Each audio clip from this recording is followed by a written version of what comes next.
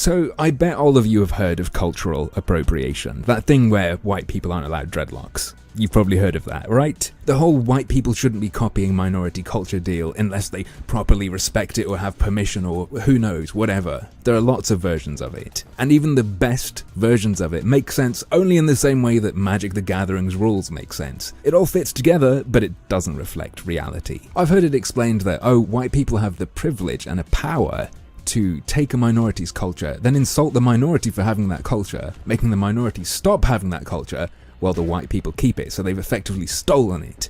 That's not really a thing. That doesn't happen. But it sounds good. I'll give them that. So, nah, cultural appropriation, not a thing. I'm not complaining about that. I don't think it's an issue or anything. But some lines do have to be drawn. You know, let's start with this. I'm a food racist. Quite a while ago, I went to a Wagamama, which is a Japanese ramen chain, and this particular restaurant was in Milton Keynes. Everyone in the kitchen was Indian. Nah, no. If you want to work in a Japanese restaurant, please at least be Korean. Just please, because it just totally ruins it. And the food was shitty. It was a disaster that could have been avoided, I think, if we drew a line there. And the same goes for rap. If we say no whites, then yeah, we'll lose Eminem, we'll lose Bino White, but we'll also avoid some real disasters that I think harm mankind. And the example I've got for you is incredibly white. One of the whitest guys I've ever seen rapping about one of the whitest movements of all time.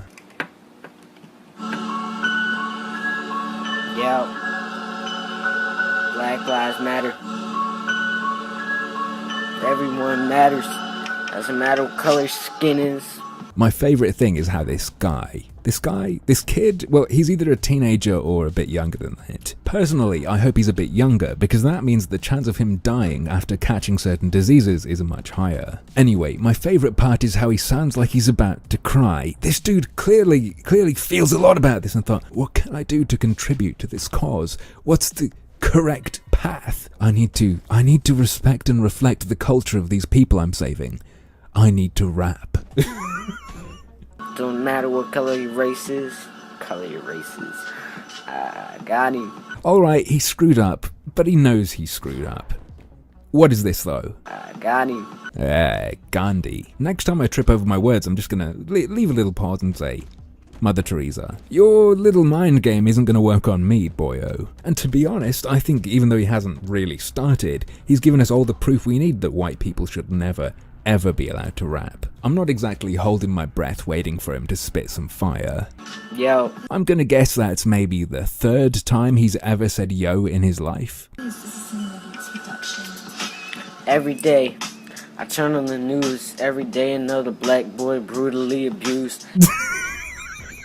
I've never heard police brutality sound quite so cheerful. Twinkle, twinkle, little star. I bet slavery left these scars. Ba-doo.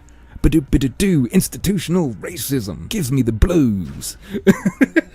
Cops keep killing.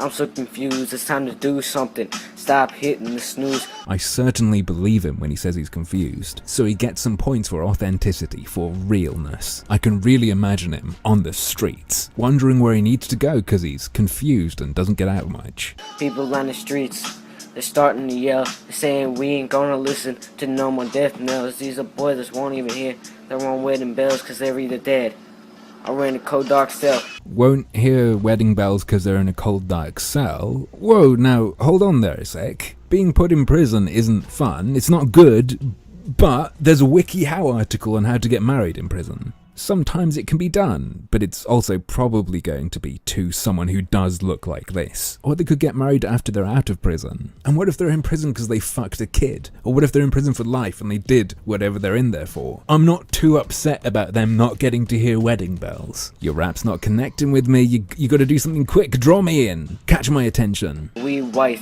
Hey, I'm white. Continue to stand by instead of protesting. We turn the blind eye. These are brothers we sit and watch die. We need to stand up and start to pacify. Oh, shit, I didn't realize I was listening to the leader of the white race. I thought he came off as more of a cheerleader, but the authority with which he said, We whites. It was stunning. It was inspiring. I think I'm woke now. I'm just imagining him leading the charge against the police, holding his black plastic asthma inhaler high to the sky in defiance.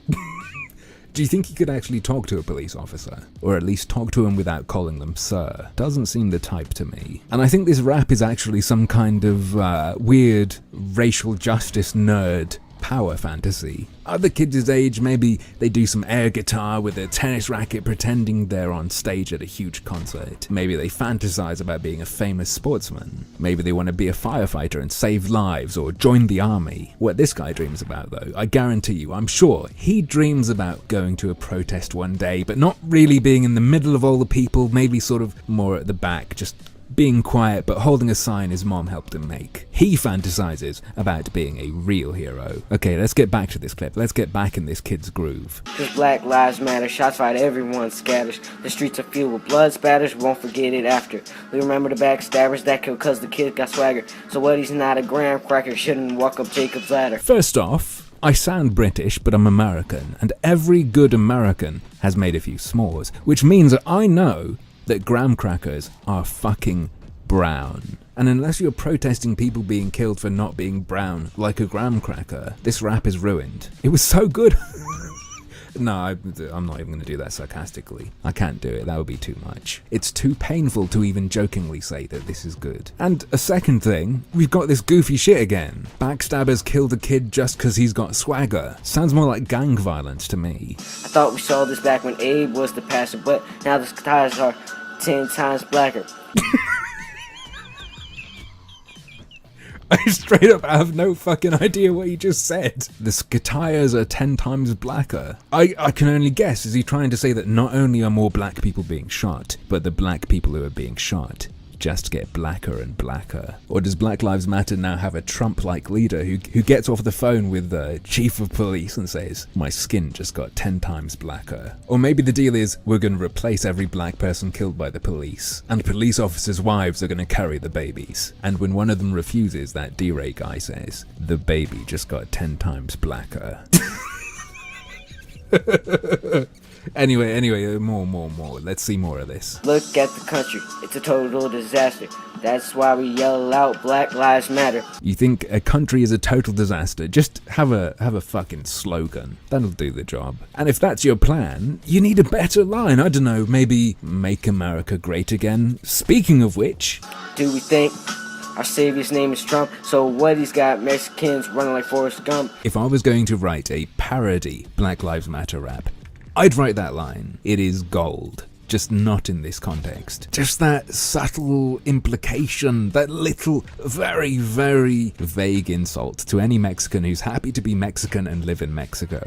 So, if Trump isn't our savior, who is? What do you think Jesus would say? Do you think he'd like us living this way? It just hit me. I just realized what this whole thing has reminded me of. My crew is big and it keeps getting bigger. That's 'cause Jesus Christ is my nigga. Could they be related? What if they are and they don't know? Maybe we should put them in touch. What if they're the same person and some time traveling's been going on? Anyway, we can deal with that another time. That's going to need a Kickstarter or a GoFundMe. All that stuff. The lad's about to finish his masterpiece, so let's let him. This isn't why he died on Calvary. He died for everyone, whites, blacks, straights, and gays, yeah. Ladies and gentlemen, this is real life. This is a video that was published seriously. This is what happens when you let white people rap. And I hope now you'll agree with me that it should be banned. If you don't agree with me, I've prepared my own rap. No, of course I haven't. But you were worried that I had. I think that says it all. And simple as that. That's that. I feel like when I do videos of this format, I can say, click on that like button and I'll give you a free Kinder Egg, with the stuttering and the ridiculous promise, because it comes across as ironic humor, right?